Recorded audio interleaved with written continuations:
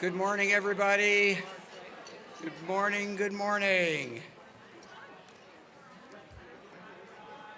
Hello. I want to thank you all for attending our annual business meeting. I know that you've been waiting all year just to wake up early in the morning and come into this business meeting. So thank you very much.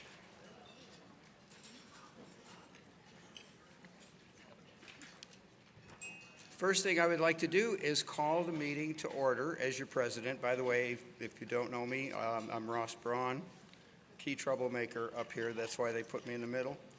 And I want to introduce your board of trustees.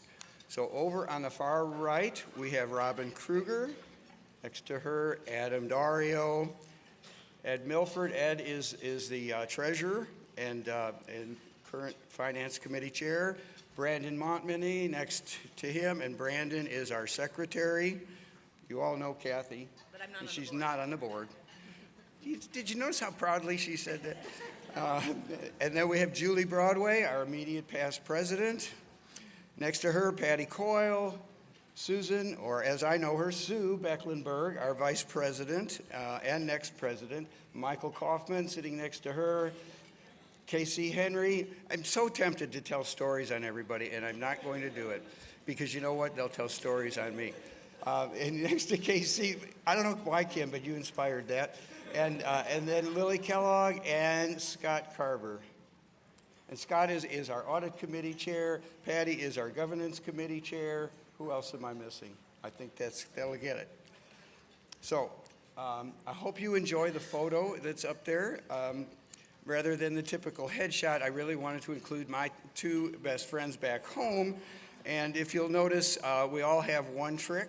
Scooter bows. Jake wrinkles his nose when I ask him what he thinks of Scooter. And my trick, I give carrots.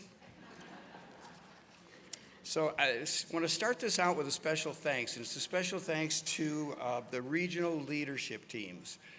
And I know you're not going to like this, but that's the way it goes. I would like all of the regional team members to please stand because we appreciate you.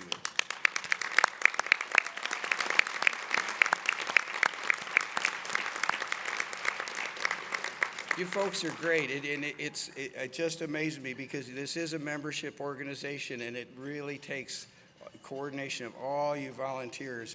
I want to give a special shout out to the regional communication chairs, and I belong to. There's been a lot of Facebook announcements. I know there's also been a lot of emails, and I think we all know that networking, the value of information is absolutely critical. Just as the Friday funny photos on Facebook are absolutely critical to our existence.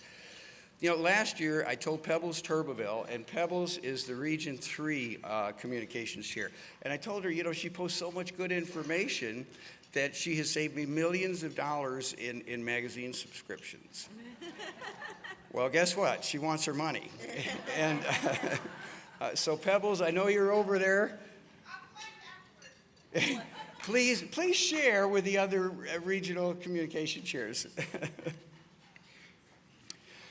So I also want to thank all of you, and all of you hardworking PATH International professionals, whatever your job is, whether it's paid, whether it's volunteering, or paid and volunteering, more common, whether you're full-time career professional, full-time, that's what, 60, 70, 80 hours a week full-time, or a part-time weekend warrior, or part-time during the week, thank you.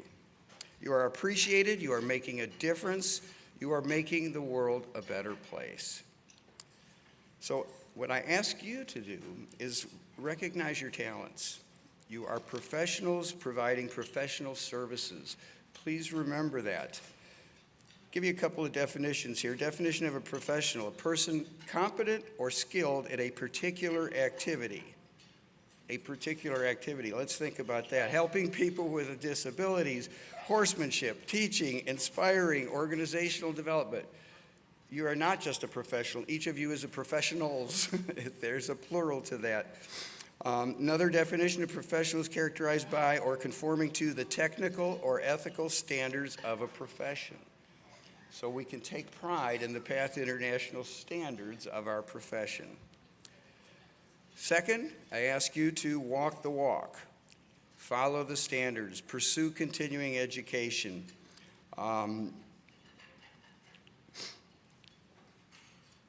includes, well, let's see, take public pride in your experience, your expertise, and your talents. Don't be shy about what you have to offer. Third, achieve and maintain your professional credentials, including center accreditation. Yes, instructors should all be certified. All centers should be accredited.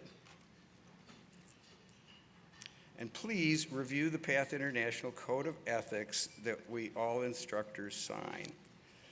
So fourth, I ask you to publicize your professional value. Publicity and integrity are equally important.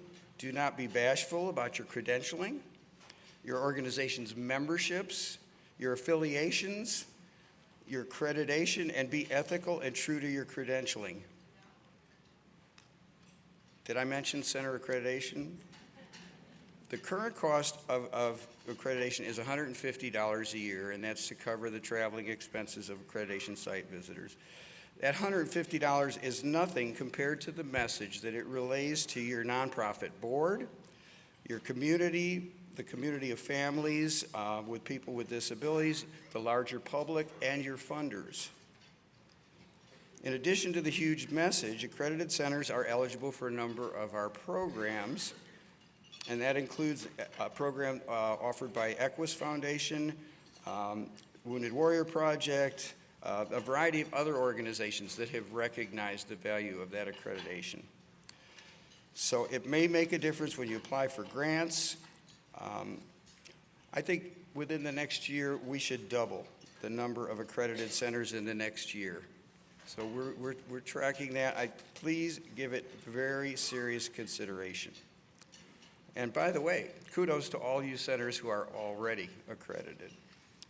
So it's time to get down to business, and that starts with, if you have the agenda in front of you, I believe it's on the table.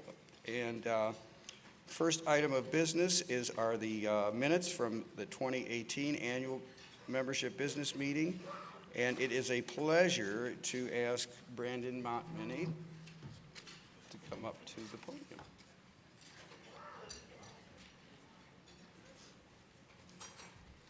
Thank you, Ross. Good morning and happy 50th. As we begin every annual meeting, we have to review the minutes. So there are copies of the minutes on every table if you haven't already seen them. Everyone hopefully has had a chance to review them in advance. So please let us know if you have any corrections at this time.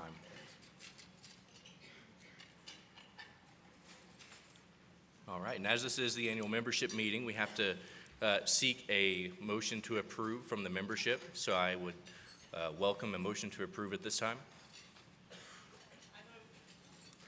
May I ask your name, please? All right, so Teresa Moore, move to approve. Morris, thank you. Any dissensions? Any abstentions? All right, well, with that, the minutes are approved. And Ross, I'll welcome you back to the podium to continue the business meeting. Thank you. Thank you.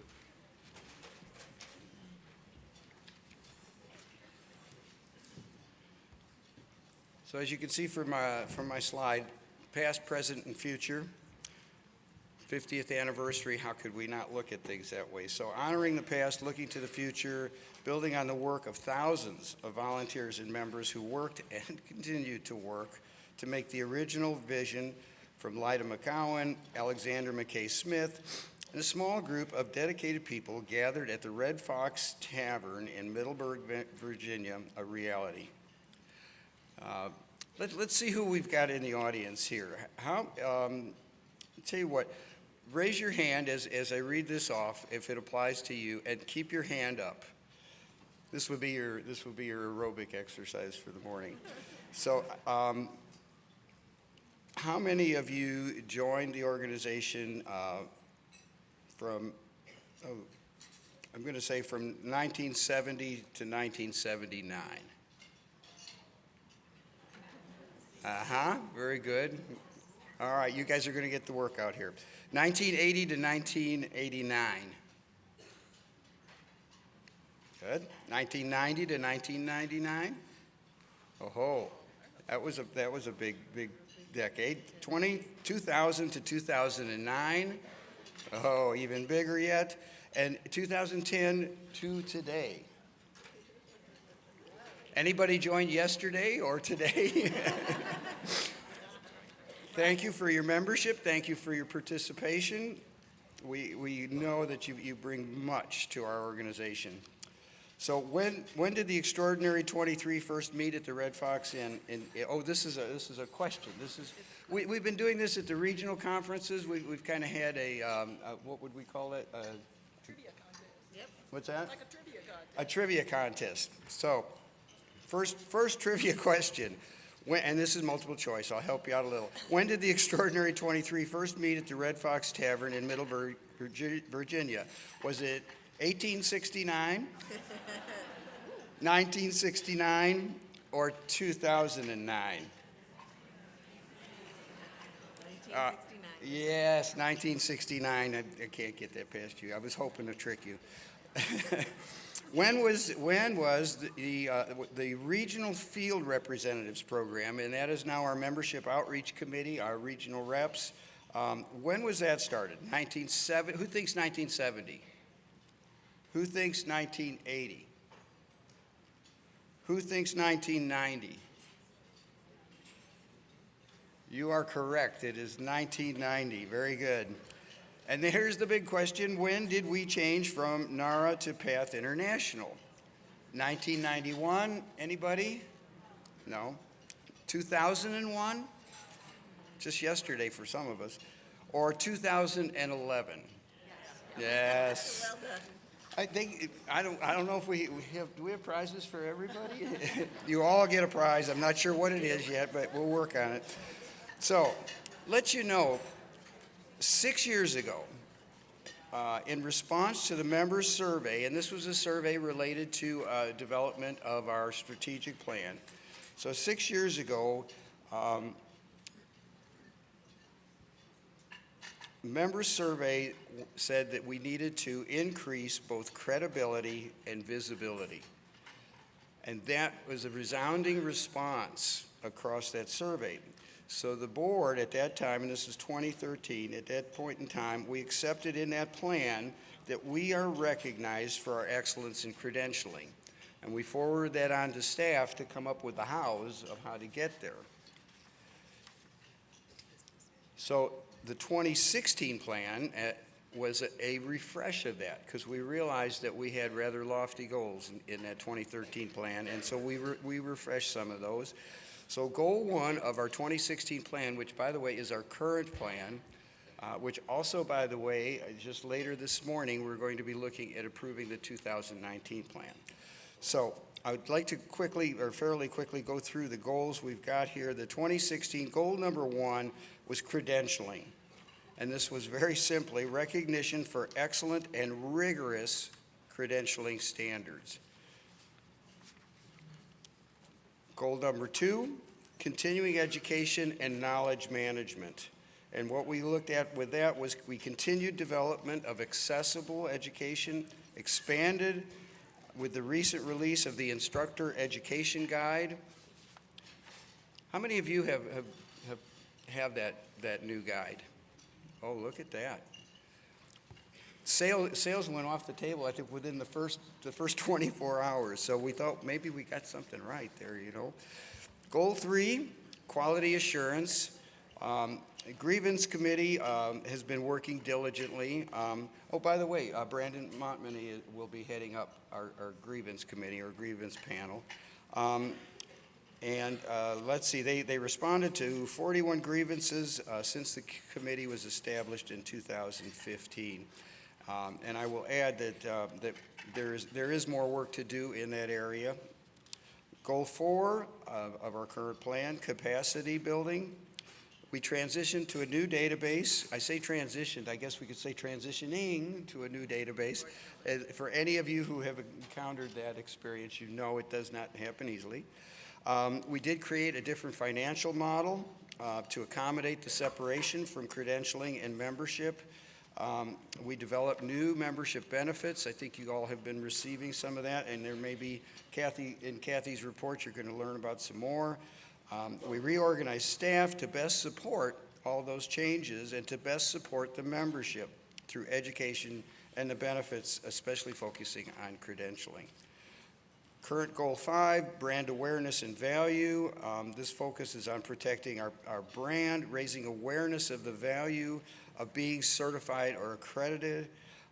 The brand communication and graphic guidelines, those were distributed to all members, I think actually last year, in completing this long-range plan, this strategic plan. Goal 6, center sustainability. And you will see we have this is another one of those very lofty goals. It's vital to our work to assist with sustainability of centers, and we're going to continue that. It will be in our 2019 plan. I want to thank you in particular, Casey Henry and her work. How many of you have attended one of Casey's workshops, either here at an annual conference or at regional conferences? And also, thank you to Julie Broadway for her leadership in developing our next strategic plan. And, you know, I got to tell you, center sustainability to me is also, it's sustainability of our organization. Our organization, it's really all about you guys. If you guys are successful, the organization is successful. It's just that simple. If our industry is successful, then we are successful. So you kind of, that's my perspective on who's most important first. And I want to thank our Society of Visionaries. You can see all the names up there. Hopefully next year we'll make this 2 slides. But thank you to all these dedicated and generous leaders who provide annual support of $1,000 or more to the advance of the mission and accomplish the vision of PATH International. Also want to thank our list of legacy donors. We thank these donors who have chosen to support PATH International through their wills, estate plans, or life income agreements. And with that, it is my pleasure to introduce one of my mentors and our immediate past president, Julie Broadway. And Julie, if you'll update us on the strategic plan. Good morning. Thank you, Ross. So he talked about past, present, and future. And so we're going to focus a little bit now on the future. So we are closing out the current strategic plan, and we have worked with a consulting firm named McKinley & Associates to gather feedback from you and to collect competitive intelligence and all kinds of data about the industry and to help us formulate a strategy forward. So we did a strategic planning retreat in May here in Denver. It included the board, all of the senior leadership staff, and we had Susan Lutz. Where's Susan? Susan out there somewhere? Susan was, there she is. She was our member representative in that planning retreat, and we really appreciated her contributions for that. So let me tell you a little bit about where we are with that. I got a new slide coming. There it is. Okay. So we've drafted some goals, and today our consultant is back with us to help us work some more on the mission and vision statements. We have 3 main areas that we're focusing on. You can see there: community and connectivity, center and career sustainability, and then the last one is awareness, outreach, and impact. So once we finish the mission and vision work today, right after the conference, we'll be sharing the details of this plan with you. We think you will find it is very again, lofty, a lot of really aggressive goals, but a piece of work that we're extremely proud of, and I'm really proud of the hard work that the board and the staff and everybody put in to make the plan happen. So thank you very much, guys. And now, it's my pleasure to introduce Patty Cole, our Governance Committee Chair.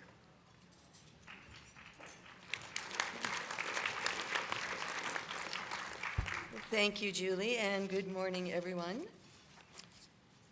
So I have the pleasure this morning of sharing the election results with all of you. But first, you have it. Okay, just another clicker. You got it. I have it. Is that okay? No, it's perfect. But first, A teacher without a clicker. I mean, come know, on, I know. It's control. I would like, but first what I'd like to do is review the actual voting process with you for what goes on for the trustees and the region representatives. So all of the votes are received and recorded in the administrative offices at PATH International, which is located at 8670 Wolf Court in Westminster, Colorado. The ballots were distributed on August the 30th, and they were returned no later than September 30th. So there was a month period for voting. CEO Kathy Alm and two of the PATH International staff, Heidi Herman and Alyssa Salzer, reviewed the ballot count on October the 1st, so the day after that they came in. And then the results were then certified to the existing and elected trustees on October 1st, so that same day. And that was within the 10 days that was required for the ballot count to be verified to the incoming trustees. So for the results, we are very pleased to announce that we have 3 re-elected trustees for a second term: Kim Berggren, Scott Carver, and Michael Kaufman. So welcome back to all of you. And we have one new trustee, Jessica Normand. Jessica is from New Jersey, and she will be joining us. Congratulations, Jessica.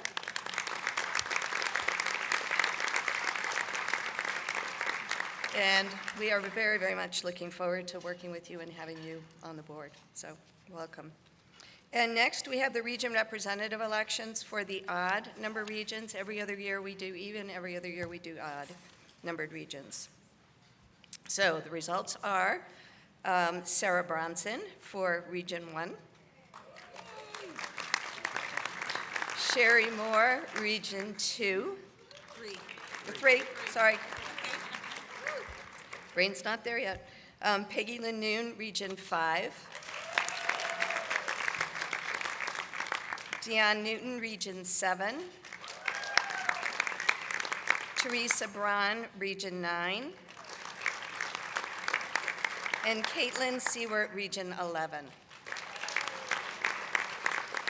So congratulations, and we just want to thank the region reps for their willingness to serve in this very, very important role for the organization, so thank you.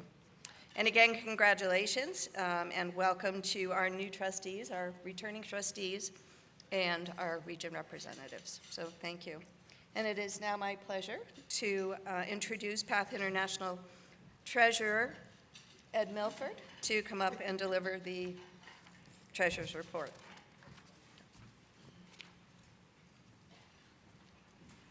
Good morning. I know it's a little early for a finance update, but we're going to do it anyway. So before I get started, let me just thank you for giving me the opportunity to be your treasurer for this past year and for this upcoming year. It's truly been a pleasure and an honor to serve as your treasurer.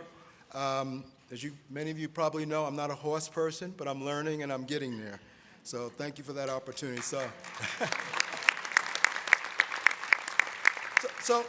what's the state of our financial position, our financial situation? So as a certified public accountant and with over 40 years almost 40 years of experience looking at financial statements, in one word, our financials are very healthy. And let me tell you why, and I'm going to go through that in a fair amount of detail, but the important thing is that you got to protect against the unknown, and I'll get into that in a little bit more detail. So let's see what our auditors said about our financial statements. Well, they said they're accurate, they're presented accurately, and what that means is that when we record transactions, we're doing it accurately, completely, and we have the controls in place to ensure that we're not making any mistakes. What they also said is that we have no deficiencies, our controls are strong, and that there are no significant findings within our financial statements. So our financials statements will be presented at the end of this conference on our website, so you'll have an opportunity to go through it in detail, and I encourage you to do that. One of the other important things we do is prepare what is called a 990. So that's the tax return of a nonprofit organization.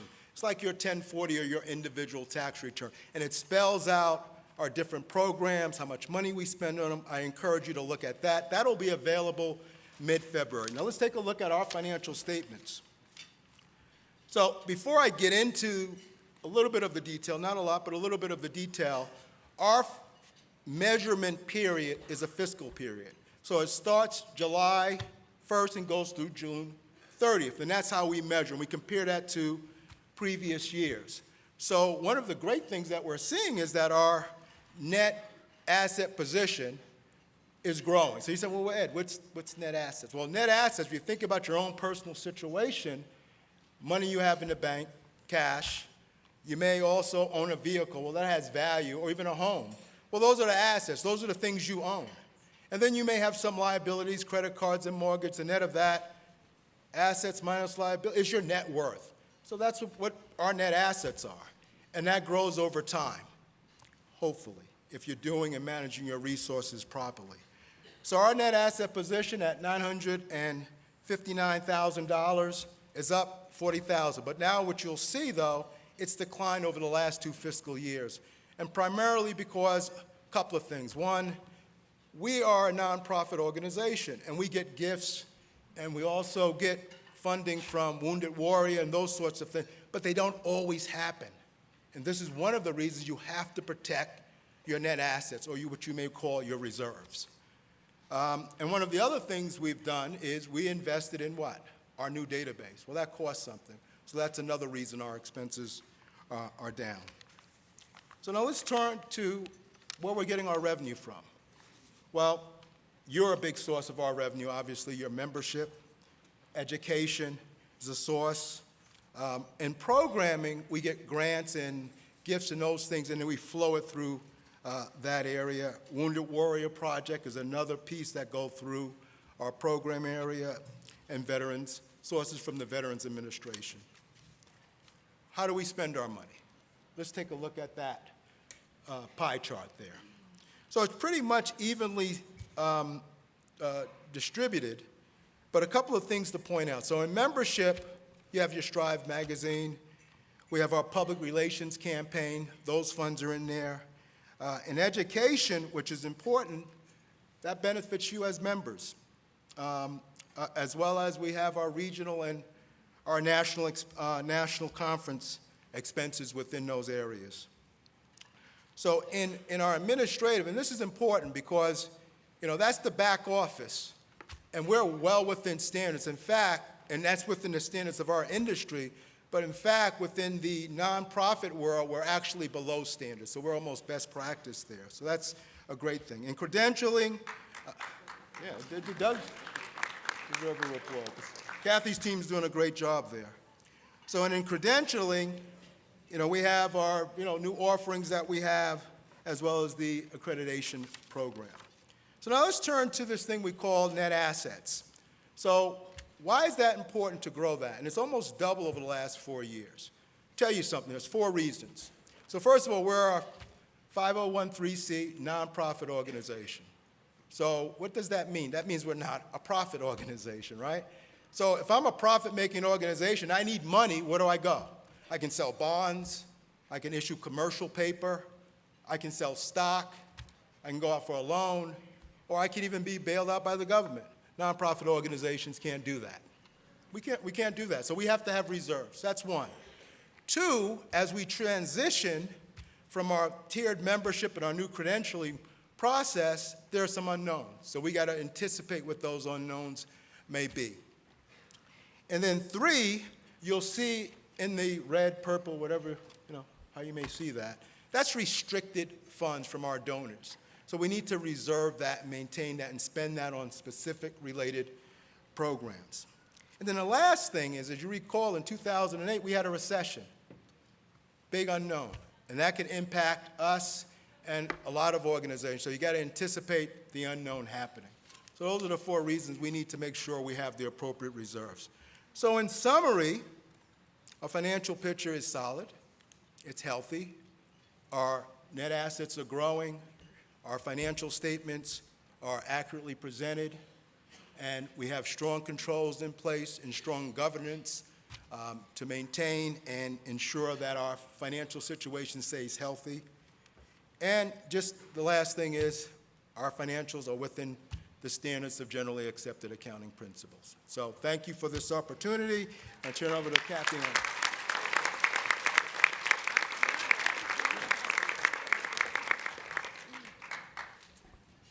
Thank you, Ed. He used his own notes, so he didn't turn the pages. Hang on a second. All right. As all of you know, it's been a year full of change for PATH International and the membership.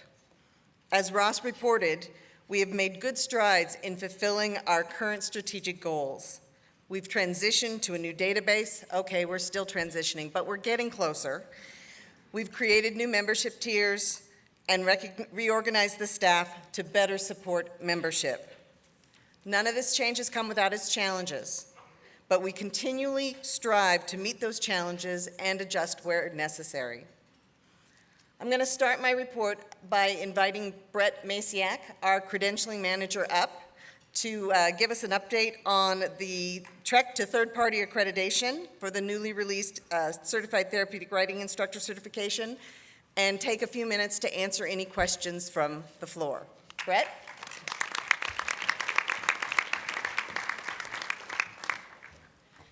Good morning. Thank you for being here. I want to start by giving you a few stats about the new CTRI certification program so that you can see how it is growing day by day. As of right now, we have 1,268 instructors holding the PATH International CTRI credential. At this point, all of those instructors have completed the CTRI credential transition process. So that is the process by which you can convert your current registered advanced or master certification to the CTRI credential. You can establish that credential. And we have another 250 instructors right now in the process of completing that transition process as well. We have 19 applications have been purchased for the brand new CTRI certification, so that's actually off to a great start. And we have now 2 full applications that have been submitted for review. We will be completing the review of those, and upon approval, they will be authorized to test for our very first testing window for the certification exam, which begins January 18th, 2020. And exam registrations will start actually in December for that certification window, or certification exam window, as well as all the other windows throughout 2020. People are permitted to select the certification exam window of their choice for the full year. So that's a quick synopsis, and I do want to open it up for about 10 minutes for any questions from the floor that you may have about the CTRI certification. Yes, Susan. Wait. Do we have runners with microphones? If the answer is no, I'll run.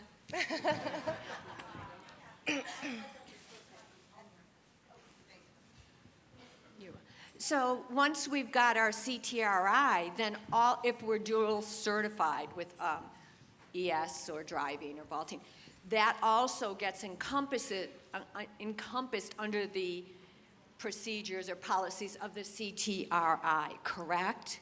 So we're not fulfilling our obligations for our other certifications that are not that. It's all packaged together? Correct, okay. Yes. So when you go through the transition process, you're actually bringing all of your certifications up to date and then on a 2-year renewal cycle. As long as you go through that CTRI transition process, all of your other certifications come along with it.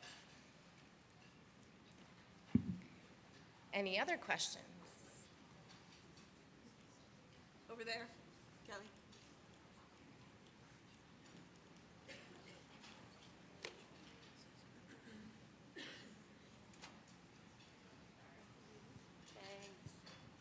So on that question, what about people who have certified through PATH as mentors?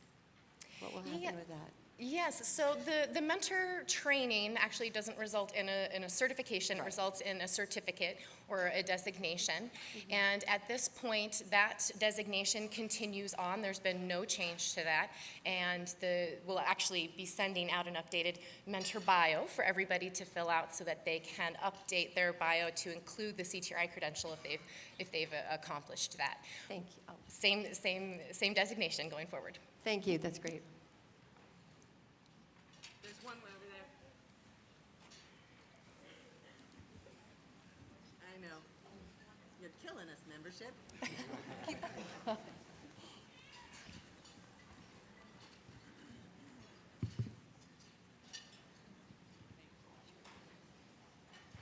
Hi, Brett. Good morning. My name is Jen Wright. I'm from Windrush Farm in North Andover. So my center instructors want to know that if they take their CTRI exam in, let's say, April, but their regular instructor doesn't expire until, say, September, will they be still in September or does the new date, the date that you take your exam, reflect your new date to re-up every 2 years? Excellent question. And to make sure I answer that correctly, I want to clarify. You're talking about the CTRI credential transition Yes, test, I am. right? Okay, so that's a big, an important distinction to Sure. make between the certification exam and the transition test.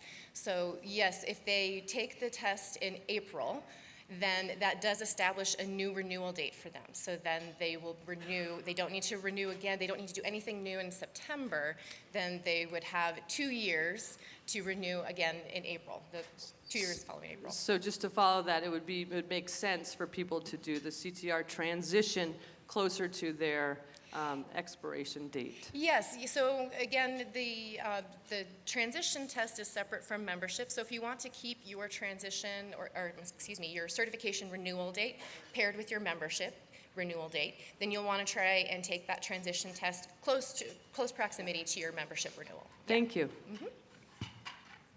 We've got two questions here in the middle. Hi, Sarah Lloyd with Chastain Horse Park. Yes. I don't need to yell enough. I have a question. If I hold my CTRI now with my Vance, and if I decide to go for vaulting or my ES, what happens with those? Do those clumb on to my CTRI, or do I have an additional date after that because I get a new certification? How does that work? Yeah, so if you attain a certification after you've done your initial transition, then that certification does end up on an annual renewal. So what we can do is we'll help you align that. You can contact us in the credentialing department, and we can help you figure out how to match all of that up so that they're all paired together. So you're not keeping track of 50 different dates or anything like that. So would that be paying for 2 renewals then? No. So you'll be paying, if you have a current membership and your current, if you've completed your certification maintenance fee, then we'll help you sync up all of that. But you won't be paying 2 renewal fees, no. Thank you.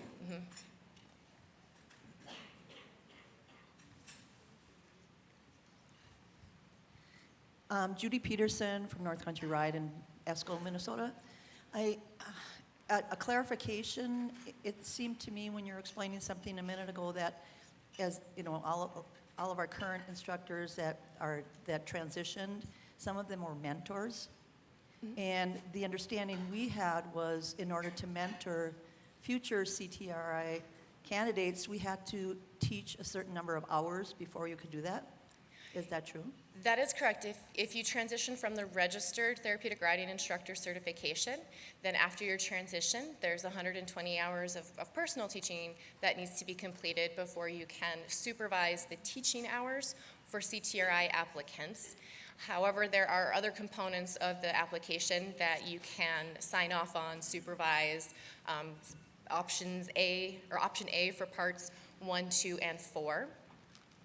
And then also the Credentialing Council has taken, after getting feedback from the membership, has taken a look at the 120-hour requirement, and they will be releasing an updated policy regarding that the 120-hour requirement, and that'll be coming out this month as they previously committed to doing.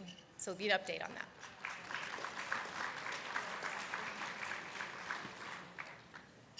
Hi. Any- Oh, I have it. Sorry. Where are we? Oh, there you are. Sorry. I'm Callie Knapp from SUNY Cobleskill. I actually have 2 questions. Well, kind of 3 questions. I'm sorry, can you hold the microphone a little closer? Yeah. Okay. So I have like 2 or 3 questions kind of all rolled into one.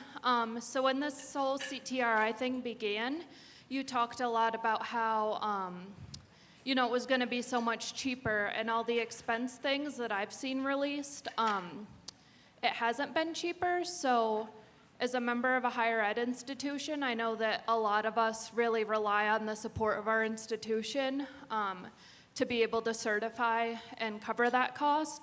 And I'm concerned that with the higher costs that our institution won't be able to cover it. So can you like give a kind of a breakdown, I guess, of how is it cheaper? Yeah, absolutely. And actually, we do have at the certification booth, just right out front, we do have a list of the line item by line item to help identify. And again, these are estimated costs. We don't know what it's going to cost every individual exactly, except for the application fee and the certification exam. But in general, right now, we advise instructors going through the registered certification to budget anywhere from $1,200 to $1,400 as a member. And right now for the CTRI, the full package application, certification, and even a little bit of extra room for travel expense if needed, that's well under $1,000. So we've reduced the price for that. And then also for the renewal, I do want to point out, yes, there is a separate renewal fee from your membership. However, that is for 2 years. So it's important to remember that that fee is broken up over 2 years. And with our new membership tiers, we also have additional offerings as far as each tier comes with a certain amount of continuing education through PATH International. So definitely take advantage of that. Be aware of what your membership tier includes and make sure that you're taking advantage of what it does give you as far as PATH International education for your CEUs every 2 years. Okay, and one more question.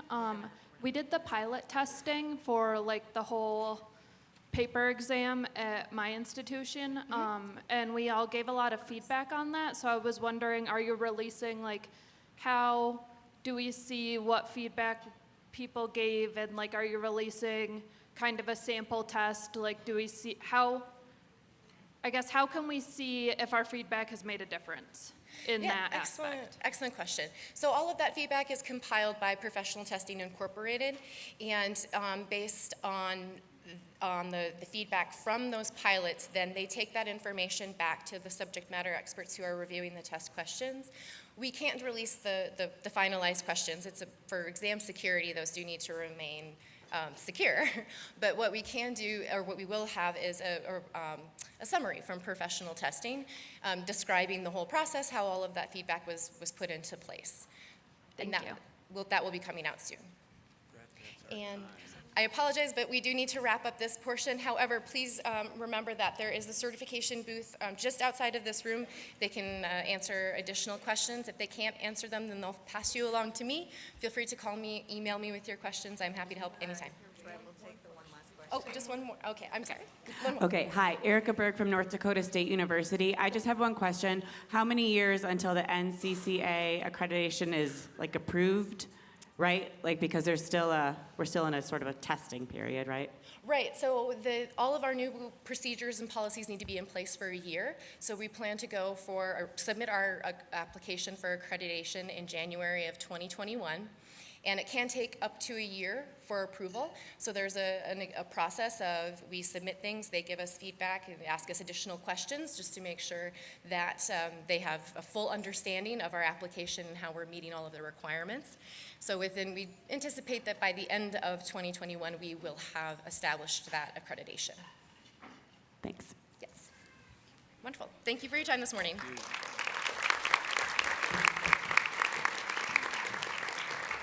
Thank you, Brett. And I'm just going to reiterate what I know she already said. There is a booth right across the hall. If you've got more credentialing questions, the credentialing staff are in that booth and can help you with any questions that you might have. So I'm going to give a quick update on a variety of areas that impact you. The first is membership. We have created new tiers because, as you know, as part of best practices, we are separating the membership requirement from the new CTRI credential. And so we have, and based on feedback, one of the biggest things we heard from membership is we want free education, and we want access to reduced cost education, and we want more benefits. So we created new tiers, so you can pick the tier that works best for you. We currently have 864 professional members and 123 professional plus members. There's been a very positive response to the professional level, which gives you discounts on a lot of certification fees as well as education. A new benefit of a new member benefit that has been released is amenity. And I hope you all saw the email, because I have to tell you, I am very jaded, as it were, about this kind of member benefit. I belong to a lot of different associations, and they're all giving me, here, go through this portal and you can get a discount on a trailer tractor, or you can get a discount on whatever. Amenity is a little different because it actually has discounts for day-to-day things like groceries and restaurants and that sort of thing. So if you missed the email, go searching for it, because that is a new member benefit that has just been released. Next year, we're going to be releasing a new community platform that is called Higher Logic. It is much more intuitive than the community platform we're currently using for networking, so everybody will have better access to network with, whether you want to network as administrators or you want to network as instructors. It has places to store documents so that everybody has access to those, and it's very easy to communicate back and forth. Last but not least, there is a grant station is going to be released as a member benefit. We all were very sad when we, yes, we were all very sad when we lost the last big grant benefit that helped centers search for grants. And we have found a new one, and thanks, I think, to Sarah. I think it was, I learned it at your, I learned about it at your presentation, I think, Sarah. You and Lynn, I think, were talking, I don't, anyway. This will take the place of Foundation Center. We've got veterans programs. Just a quick update. The Veterans Administration, 88 Premier Accredited Centers were reimbursed for direct service to over 744 veterans. 35 Premier Accredited Centers received supplies and equipment, and the grant was for a total of $265,000. The past 6 years, we have received funding from the VA totaling $1.5 million. And that has gone directly to the centers, directly to provide service for the veterans. We are back in business with Wounded Warrior Project. This year's 78 Premier Accredited Centers provided 1,911 sessions to 472 warriors. And then last but not least, we have entered into a partnership funded by the Bob Woodruff Foundation with the Columbia University Man of War Project to develop an online training to use their research-based curriculum for veterans, to treat veterans with PTSD. We have already piloted this training and done some on-site training, and we hope to release the online training by next year.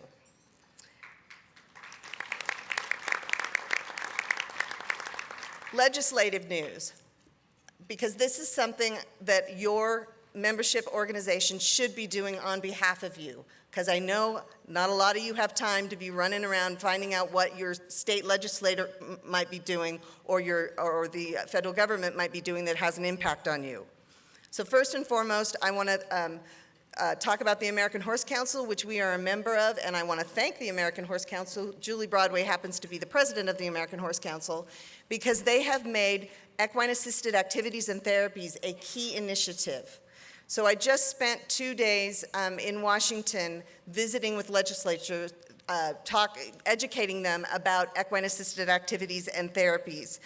There is a great growing interest, particularly in Washington, D.C., on utilizing equine-assisted activities or therapies to treat veterans. In fact, there are 3 different bills that are being proposed. I'm not going to go into the details because why would you remember it at the moment? But know that they're there. One is increasing funding from the VA. Others are setting up a separate pot of money to fund research to prove that this works. And another is setting up a separate pot of money specifically for equine-assisted therapy to treat veterans. So we're working with the American Horse Council and educating legislatures to get these bills passed, to get some more funding so that you can treat veterans with PTSD. So it's the multi-agency funding bill, the whole Veteran Act, and an improved well-being for veterans. Part of what was really exciting to me when I went up to visit various legislatures is they know about us. They know the impact. Even though we still need more research to actually prove it, they're hearing it from their constituents. That's you guys. And so that's why they are so excited about trying to do more for our veterans. We are also a member of the Professional Certification Coalition, the PCC, because the various associations discovered that a lot of states were starting to look at certification and starting to potentially pass legislation that would have had an impact on voluntary certification.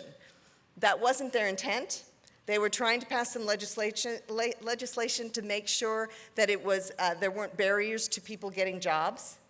But in unintended consequences were things like, in certain states, the language was stated such that you couldn't have a voluntary certification like the CTRI or the advanced instructor. You couldn't tell people that you had it.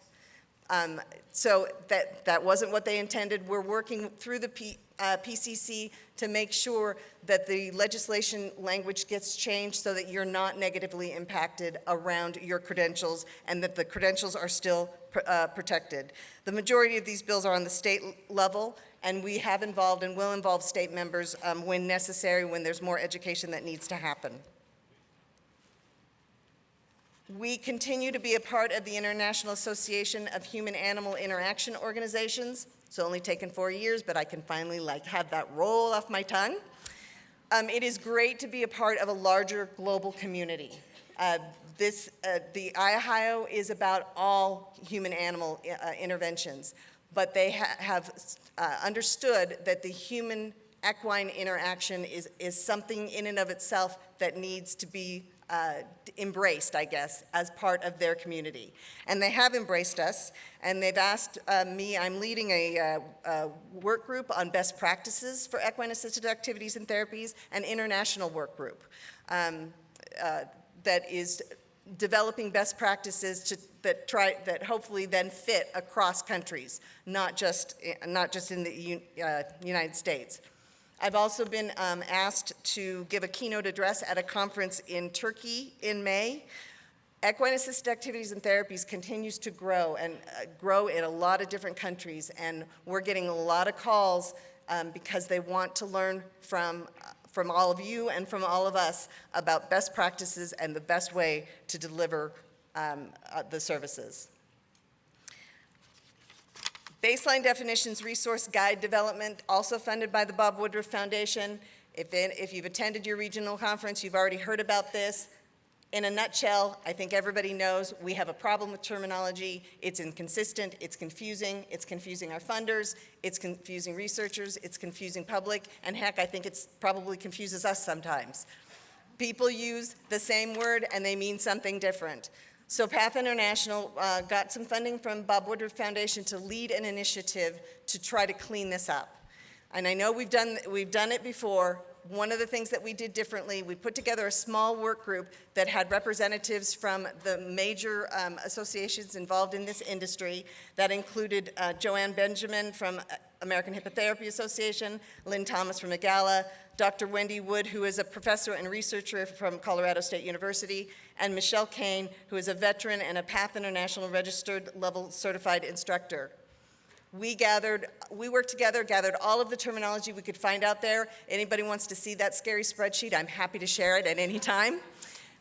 From that, Dr. Wood and a team at CSU developed a survey that went out to all of you. This is probably a year ago now. We got a lot of feedback about what terms and definitions were being used and what terms and definitions people preferred. We then gathered together a total of, including the work group, a total of 17 summit participants, bringing a variety of different perspectives to come to consensus on terms and definitions. We have, from there, developed a white paper or consensus document, and we are just now starting to release it to various leadership at the various organizations and various volunteers at the various organizations, and having discussions about, does it work, what doesn't, how is this going to land. That process is going to take place over the next probably 2 to 3 months. It'll go back to the work group, and if there's anything big that we need to address, we'll talk to the summit participants to see what, if anything, we need to alter. The hope is that we will have a consensus document signed off by all the major organizations by the middle of next year. And then we can start rolling it out and all be on the same page when we talk about the kinds of services that we are delivering.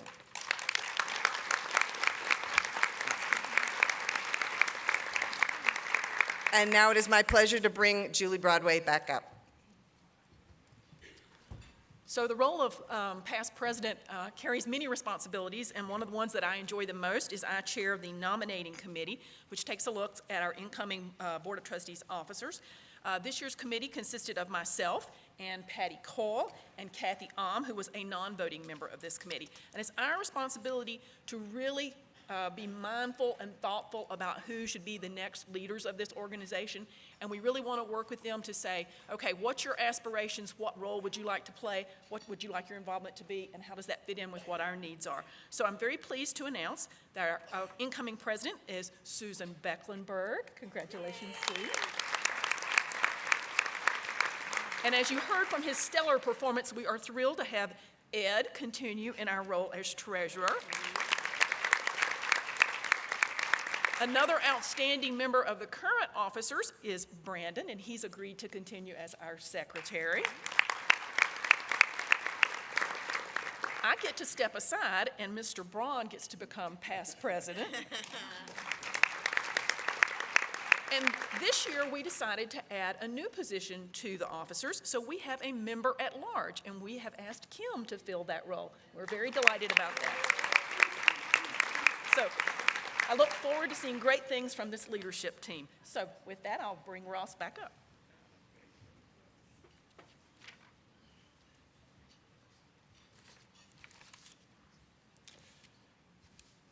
So as PATH International President, I get to give an award for, and I'll read this. This is an award decided upon and given by the Board of Trustees President to an individual or group of individuals who have, with enthusiasm and dedication, supported the President and endeavored to bring about the success of the Association's strategic initiatives. So I will tell you, I first met this year's award recipient at the Region 6 conference, or maybe it was the Region 5 conference, or maybe it was the Region 1 conference. I never knew where this person came from. Anyway, you get the picture. This is a person who has presented lots of regional conferences. I think almost all of them. I think there's one on the list for this coming year. So as a board president and also a board member of my local center, I tell you, this person's presentations on law and equine activities are especially valuable to me. So her presentations are tailored to the states in each region, powerfully engage the audience, and on very important legal issues. So with that, I would like to ask Deborah Manasco to come up to the stage.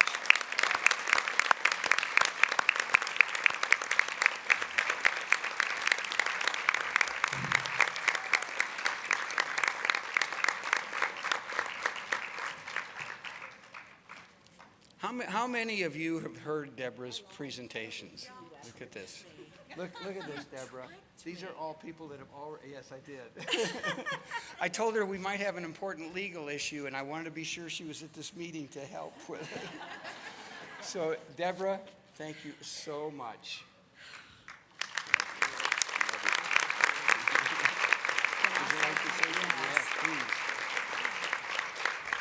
I was tricked. And, yeah, and had I known this was going to happen, I would have combed my hair and put on better clothes. I probably also would not have brought up the issue of hanging my bra and panties on the wall in the class yesterday.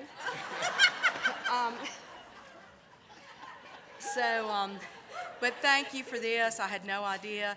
I do have 2 regions left. I go to Region 7 in January, February. It's a bleed-over weekend. And Region 9, I still want to go there. I've applied twice and have not been chosen, so please choose me next time. But I've had a blast. I've met some incredible people, and I've kind of journaled it a little bit and hope to do a Strides article eventually about the different regional conferences. And if you've never gone to a conference outside your region, do it. Do it. The networking is tremendous. You meet a lot of wonderful people. You learn so much because you sort of get stagnant in your own arena, so to speak. So going outside your bounds that you put on yourself is a really, educational and exciting thing to do. And I've certainly stepped outside of mine here, and I was tricked. Deserve a big sign. It was my pleasure.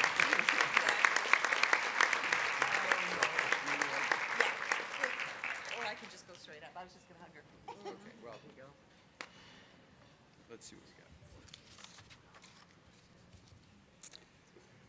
So it's time for other business, and I tell you what, I want to kick this one off. If you would please indulge me in a very personal expression of appreciation. A little over a year ago, Pat Mullins passed away. Many of you I know knew Pat quite well. For those of you who are newcomers, Pat was not only instrumental, he was the reason that equine assisted activity and therapy centers were able to get insurance at a time when other insurance companies considered it too risky. Well, Pat was a good friend of mine. He mentored me, he encouraged me to be president. Pat also had some political connections, and quite honestly, he was the best campaign chairman a person could ever have. And I don't know that there's ever been a campaign chairman for the president, but I had one. Kathy knows this. Her phone rang regularly. So I just want you all to realize that we all appreciate Pat and all he has done, and know that he's still connected to us in many ways. It is time for other business. Please raise your hand if you have any other business for us to attend to. And do we?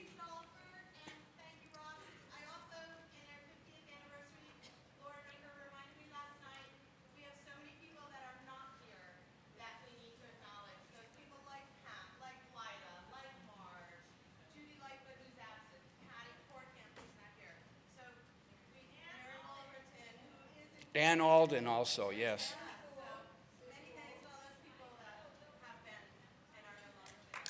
Thank you, Kitty.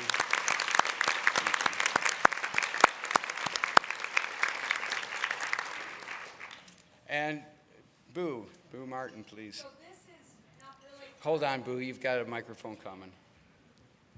This is not really other business, but I'm so proud of you all and so proud of everybody. I remember last night we celebrated all the good times, but we didn't talk about the times where we didn't have good books, and we didn't talk about the times where we didn't have money. And so I'm proud of our organization.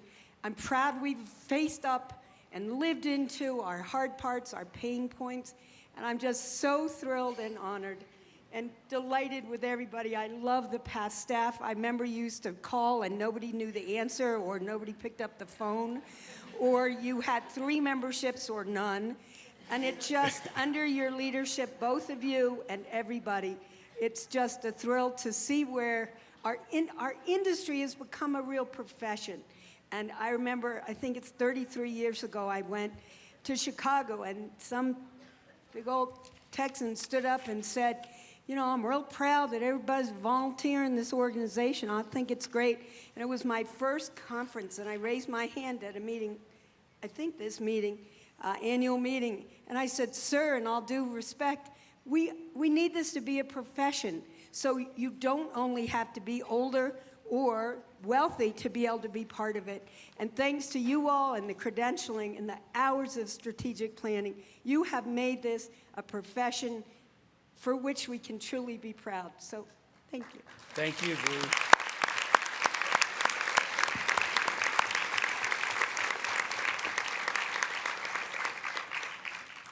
Any other business? I will pass this on and ask Kathy. And I'll Is that pass right? it on and ask Sue. There we go. Delegation. Okay, I'm not really official till after this meeting, so this is just for fun. Okay, so, Where are you going? okay. Miss Julie, would you please join me? Sure. Don't make me cry. Well, I was going to promise everybody there wouldn't be any tears with these because they're fun, but yeah, I may have to back up on that. Okay, I have here for Julie Broadway, in recognition of leadership, outstanding dedication, and extraordinary commitment to PATH International and its mission to change and enrich lives by promoting excellence in equine-assisted activities and therapies. A thank you for your years of service, 2011 to 2019.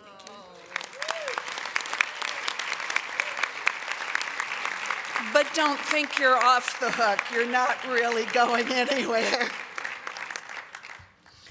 Okay, and then I have another one I get to do. Mr. Ross Braun, would you please join me? And guys, this is my buddy. This really is my buddy. I've been tricked. You've been tricked. I also have for you, okay, I have for you. And this says, I think pretty much many of the same things, but to Mr. Ross Braun, in recognition of leadership, outstanding dedication, and extraordinary commitment to PATH International and its mission to change and enrich lives by promoting excellence in equine-assisted activities and therapies. As board president, 2017 to 2019, thank you so much for your leadership and for setting the example. I'm filling big shoes. Thank you, Rob. But wait, there's more. Oh, no. There's more.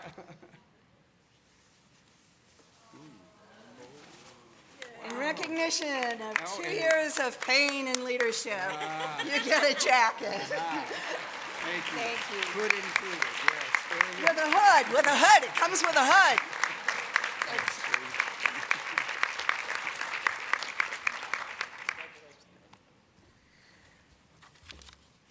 Just a few quick announcements, and we will adjourn. The silent auction closes today at 9:15, and pickup will be from 1 to 4.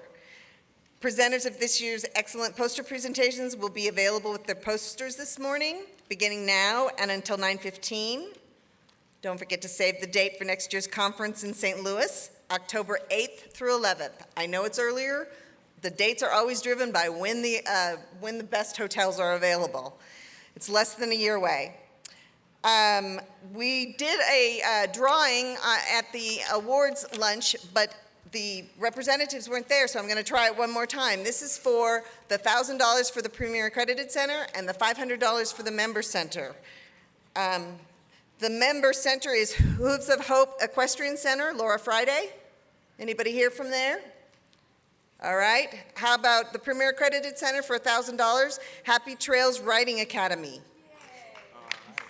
Are they here? Yay! You won $1,000. So Kay just waved and walked out. She's coming to you. So she will get the check to you, and we will follow up with the Member Center. All right. 2 more quick ones. One is Sunday, that's today, has been renamed Fun Day. We still have a lot of fun giveaways, so we are going to set them up at the registration look for the cardboard boxes and have at it. We were given so many wonderful gifts, and we want to pass them on to the membership.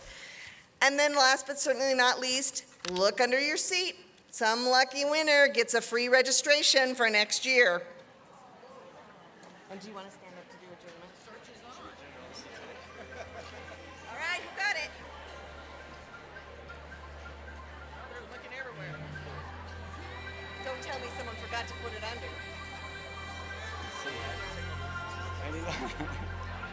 Yay, she got it! There she is, yes. Congratulations.